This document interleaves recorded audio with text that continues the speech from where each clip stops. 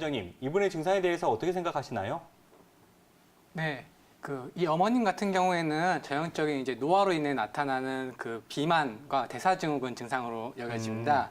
이 비만이라고 하는 것은 이제 굉장히 친숙한 단어죠. 이제 많이 알려져 있는 질환이신데 실제로 정확한 정의가 어떻게 되냐면은 체내의 지방 조직이 과다한 상태를 의미하고 있습니다. 이 비만 같은 경우에 음식으로서 섭취하시는 이 열량과 그리고 활동을 하면서 소모하게 되는 열량 사이의 균형이 맞지 않아서 과도한 열량이 섭취되었을 때 체내에 이제 지방세포들이 증가하게 되면서 이렇게 비만 상태가 나타나시는데요. 이제 진단적으로 말씀드리면은 이제 정상 체지방률이 남자는 10에서 20% 정도, 여자는 18에서 28% 정도 되시는데 이제 체지방률이 남성은 25% 이상, 여성은 30% 이상이 되셨을 때 이제 비만이라고 진단을 받게 되시고요.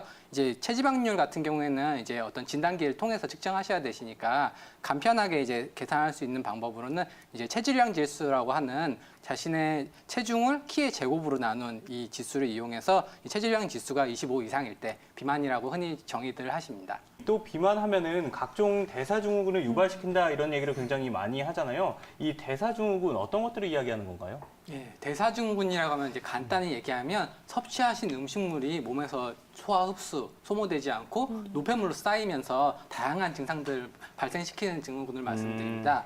이 대사증후군은 이제 좀 더 자세히 말씀드리면 체지방량이 증가하고 혈압이 올라가고 또 혈당도 올라가고 그다음에 혈중에 있는 지방질들이 증가하게 되시면은 그런 것들이 이제 어떤 유전적 소인이나 아니면 다양한 환경적 인자들이 같이 작용하게 되면서 어떤 뇌혈관 질환이나 아니면 심혈관계 그리고 당뇨병 같은 것들을 발생시킬 수 있는 그런 상태들을 말씀하십니다. 네, 그렇다면 뭐 여러 가지 원인 중에서도 비만이 가장 큰 영향을 미치는 원인이지 않을까 싶기도 한데요. 그렇죠. 원장님, 그렇다면 조금 더 구체적으로 비만을 일으키는 주요 인자들 어떤 걸로 보면 좋을까요? 네.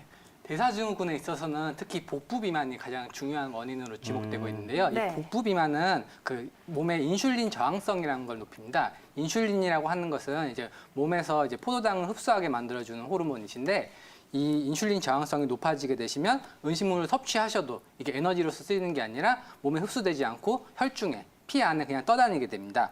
그래서 드셔도 계속 공복감이 해소되지 않고 계속 이제 허기진 느낌을 받거나 아니면은 이 인슐린에 의해서 목이 마르게 되면은 물이나 염분 섭취가 증가하시면 고혈압으로 이어지실 수도 있으시고요. 음식이 자꾸 땡기게 되니까 음식 섭취가 늘어나서 비만으로 이어지시고 또 혈당이 높아지시면 당연히 당뇨로 가실 것 같고요.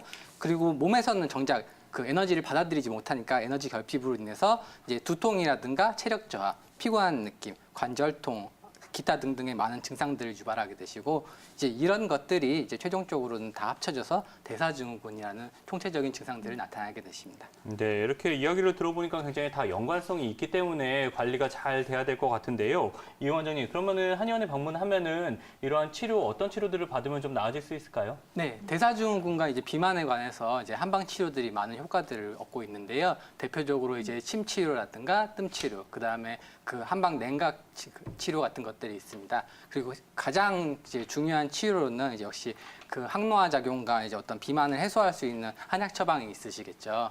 이제 대표적인 한약재들을 몇 가지 말씀드리면은 이제 마황이라고 해서 이제 식욕을 억제시킬 수 있는 한약재가 있으시고요. 이제 의인, 율무를 섭취하게 되시면은 이제 포만감을 유지시켜서 이제 드시는 거를 조금만 드셔도 괜찮게 말씀드릴 수 있고 그다음에 노폐물을 제거하는 효과도 따로 있으십니다.